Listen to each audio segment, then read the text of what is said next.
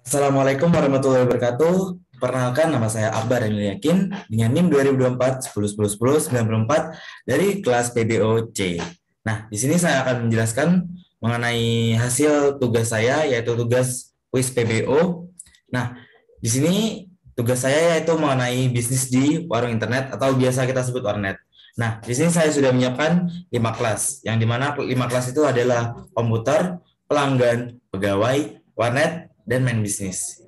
Nah, mungkin saya mulai dari kelas komputer dulu ya.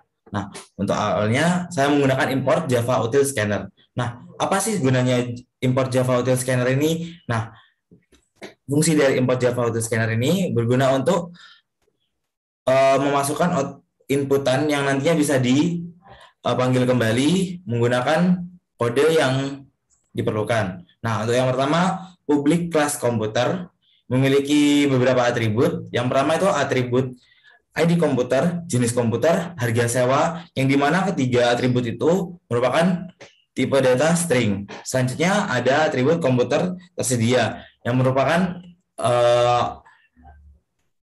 atribut integer. Nah, selanjutnya ini ada scanner, scan, sama dengan new scanner system.in, yang merupakan fungsi yang dari import Java Underscanner tadi. Selanjutnya ada public string set ID komputer. Nah, kita di sini menggunakan setter dan getter, di mana di sini menggunakan sistem print in, menginputkan data komputer yang nantinya pengguna bisa langsung mendapatkan perintah untuk memasukkan ID komputer, dan nantinya bisa dipanggil kembali menggunakan public string get ID komputer yang akan masuk ke atribut ID komputer. Nah, selanjutnya itu ada public void jenis komputer. Nah, ini merupakan inputan yang dimana nantinya pengguna akan disuruh untuk memasukkan input jenis komputer, di mana game atau film, yang nantinya bisa akan dipanggil kembali ke dalam dari atribut jenis komputer. Nah, ini sama seperti sebelumnya, harga sewa juga menggunakan sistem print out, sistem out print in, input harga sewa komputer per jam. Nantinya akan bisa dipanggil kembali dari atribut harga sewa. Nah, selanjutnya itu ada public integer set status komputer. Nah, di mana ini menggunakan sistem out print in, di mana kita akan disuruh untuk input jumlah komputer yang kosong. Dan nantinya data itu bisa masuk ke atribut komputer tersedia. Nah, di sini menggunakan integer yang jadinya angka. Nah, selanjutnya ada public void status komputer. Nah, public status komputer ini bersambung dengan yang tadi. Apabila kita memasukkan integer yang nilainya 0, maka sistem akan mengeluarkan maaf, komputer kosong tidak tersedia. Nah, apabila kita memasukkan nilai lebih dari 1 atau sama 1 ke atas, maka sistem akan mengeluarkan hore, komputer kosong tersedia. Nah, selanjutnya ada public void data komputer. Nah, di mana ini inner komputer sama dengan new inner komputer akan tampilkan data komputer. Nah, di sini digunakan untuk memanggil atribut-atribut yang tadi yang telah menyimpan data yang sudah kita inputkan tadi. Nah, di sini ada data komputer, sini ada ID komputer, jenis komputer, harga sewa per jam yang tadi kita masukkan. Oke, mungkin lanjut ke kelas pelanggan. Untuk kelas pelanggan sendiri, saya juga menggunakan import Java Util Scanner. Nah, di sini ada public class pelanggan yang dimana memiliki beberapa atribut.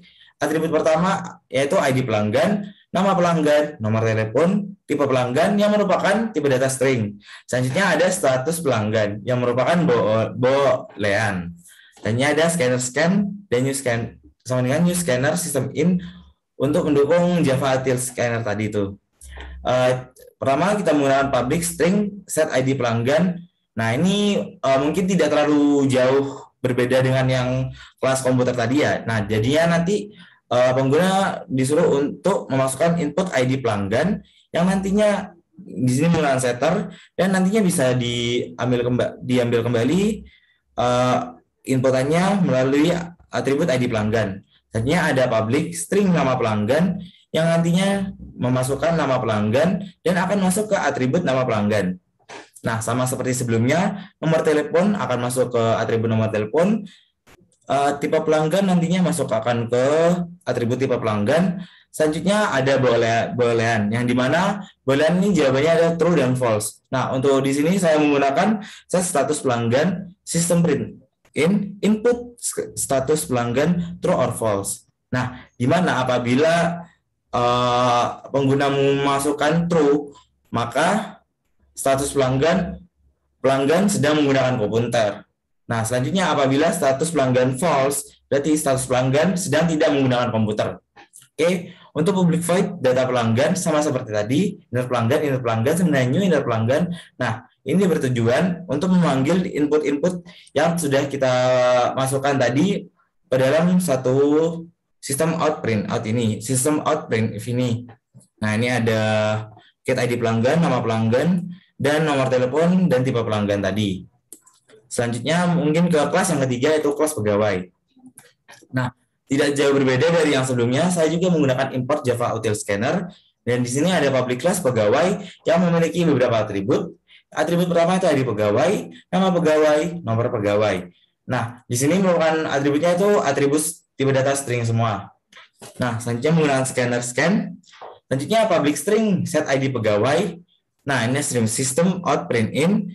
Kita disuruh memasukkan kode pegawai. Nah, nantinya public string ini akan bisa dipanggil kembali menggunakan get ID pegawai. Selanjutnya ada public void nama pegawai, di mana nantinya pengguna akan memasukkan nama pegawai dan akan bisa dipanggil lagi menggunakan nama pegawai, sama seperti sebelumnya. Apabila nomor pegawai bisa dipanggil kembali menggunakan atribut nomor pegawai. Nah, ini sama seperti sebelumnya. Nah, di sini setelah inputan-inputan yang telah kita masukkan tadi, bisa kita tampilkan kembali menggunakan public class inner pegawai, public void, tampilkan data pegawai. Nah, di sini ada data-data apa saja sih? Yang pertama ada data ID pegawai, nama pegawai, nomor telepon. Nah, ini untuk memanggilnya ada get ID pegawai, yang dimana kan tadi ada setter dan getter, kita memanggil kembali menggunakan getter. Get ID pegawai, nama pegawai, dan nomor pegawai. Selanjutnya mungkin lanjut ke kelas nomor 4, kelas keempat. Nah, sama seperti sebelumnya, saya juga menggunakan import Java Util Scanner. Nah, di kelas warnet ini ada string dan boolean tipe datanya. Yang string ini ada nama warnet, alamat warnet, nomor warnet, dan untuk yang boolean ada status warnet. Dan juga ada tambahan pegawai officer, yang dimana saya mengambil dari kelas pegawai. Nah, ini juga menggunakan scanner scan. Untuk public string set nama warnet, sama seperti sebelumnya kita menggunakan setter, yang dimana bisa kita panggil kembali menggunakan getter dalam atribut nama warnet. Selanjutnya ada atribut alamat warnet, kita bisa menggunakan inputan dan masuk ke atribut alamat warnet. Nah, sama sepertinya nomor warnet akan masuk ke atribut nomor warnet. Set status warnet ini yang kita menggunakan boolean tuh yang true dan false. Apabila kita memasukkan true dalam inputan tersebut, maka status warnet akan buka. Apabila status warnet kita masukkan false, maka status warnet sama dengan tutup. Oke. Untuk public void bertugas pegawai. Nah, kita memanggil dari kelas pegawai yang tadi. Nah, di sini public void bertugas officer set ID pegawai, officer nama pegawai, officer nomor pegawai. Nah, jadi kita mengambil dari data yang ada di sini dan kita masukkan di sini. Nah, di sini juga seperti sebelumnya yang ini tadi saya menggunakan public void data warnet, inner warnet sama dengan inner warnet, yang dimana public class inner warnet nantinya public void tampilkan data warnet akan memunculkan nama warnet, nomor telepon warnet, alamat warnet yang sudah kita masukkan dengan inputan tadi dengan atribut get nama warnet menggunakan setter getter, nomor warnet dari inputan yang tadi, dan alamat warnet. Oke, mungkin ke kelas yang terakhir. Nah, kelas yang terakhir ini berfungsi untuk memanggil semua kelas-kelas sebelumnya yang dari kelas komputer, kelas pelanggan, dan kelas pegawai, serta kelas warnet. Kita bisa panggil menggunakan perintah yang ada di sini. Nah, di sini kita mengubah dari pelanggan menjadi customer, jadinya pelanggan. Nah, kita bisa menggunakan fungsi pelanggan ini. Nah, di mana kita komputer bisa mengambil set ID komputer, jenis komputer yang ada di sini. Nah, yang habis kita masukkan di sini bisa kita munculkan di sini. Oke, sama sepertinya customer set ID pelanggan, customer nama pelanggan, customer nomor telepon, customer tipe langganan. Kafenet ini merupakan warnet, kelas warnet tadi, set warna warnet, alamat warnet, kafenet, nomor warnet, dan selanjutnya. Nah, mungkin saya bisa run untuk codingan saya. Nah, pertama kita menginputkan input ID komputer. Oke. Input jenis komputer apa yang kita inginkan. Misal komputer untuk main game atau main film. Kita mungkin main game. Terus input harga sewa komputer per jam. Mungkin 5.000 ya. 5.000, input jumlah komputer yang kosong. Nah, di sini kita inginnya komputer itu ada. Jadi kita masukkan satu juga tidak apa-apa. Oke, ID komputer 1, jenis komputer game, harga sewa per jam Rp5.000. Hore, komputer kosong tersedia. Selanjutnya input ID pelanggan, kita masukkan 2, nama pelanggan Akbar, input nomor telepon, input tipe langganan, regular atau VIP, mungkin pilih regular saja. Oke, terus input status pelanggan. Nah, apabila kita masukkan true, maka sistem akan lanjut. Lanjut ada input nama warnet seperti Ali Warnet. Selanjutnya input alamat warnet, Jalan Jawa Sih nomor 20. Input nomor telepon warnet.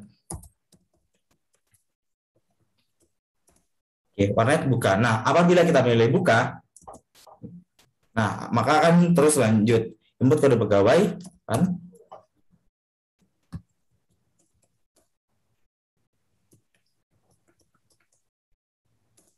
Nah, apabila kita sudah masukkan semuanya, maka dari awal selamat datang di Warung Internet. Nah, di sini dari semua yang kita masukkan tadi masuk ke dalam sini. Input-inputan yang kita masukkan tadi sudah masuk ini, dari nama warnet, data pelanggan, data komputer, data pegawai. Nah, tadi kan kita memasukkannya juga terus semua kan. Ya Pak, kalau kita masukinnya salah satu ada yang false atau tidak kita juga coba ini masukkan 2. Misal ini kita pilih film. Terus jumlah input juga komputer yang kosong. Berarti kan kalau tadi itu kan kita butuh minimal satu komputer untuk bisa dipakai. Apabila kita masukkan 0, maka hasilnya, nah, data komputer, ID komputer 2, jenis komputer film, harga sewa per jam, Rp3.000, maaf, komputer kosong tidak tersedia, karena kita menginputkan 0. Baik, selanjutnya mengenai implementasi materi dari PBO, minggu pertemuan ketiga, keempat, dan kelima. Untuk pertemuan ketiga yaitu pengenalan objek, yang dimana kita dalam menentukan kelas. Di sini saya sudah menentukan kelas, yaitu kelas komputer, pelanggan, pegawai, warnet, dan main bisnis. Nah, selanjutnya untuk pertemuan keempat, yaitu ada 3, yaitu nested class, konstruktor, dan setter getter. Nah, untuk setter dan getter itu saya sudah ada dalam 4 ini komputer pelanggan, pegawai warnet.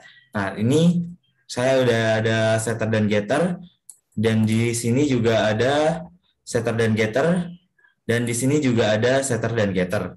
Nah, selanjutnya ada konstruktor, di mana konstruktornya ada di warnet. Di sini saya menggunakan publik warnet. Nah, untuk selanjutnya yaitu ada nested class. Nah, nested class di sini ada di sini. Di sini menggunakan public class untuk menarik inputan-inputan yang telah dimasukkan sebelumnya. Nah, untuk pertemuan minggu kelima yaitu mengenai metode, atribut, dan metode. Nah, di setiap atribut ini sudah ada metode-metodenya masing-masing. Ada komputer dengan atributnya masing-masing dan metodenya juga, pelanggan dengan atributnya, dan ada juga metodenya, pegawai yang ada juga atributnya pastinya, dan metodenya. Warnet juga seperti itu. Nah, juga ada tambahan juga Pak, static method, yang dimana di sini saya menggunakan untuk mengubah dari kelas pelanggan customer menjadi customer untuk menjadi fungsi baru di sini. Mungkin sekian yang bisa saya sampaikan. Apabila banyak kesalahan, mohon maaf. Wassalamualaikum warahmatullahi wabarakatuh. Terima kasih telah menonton.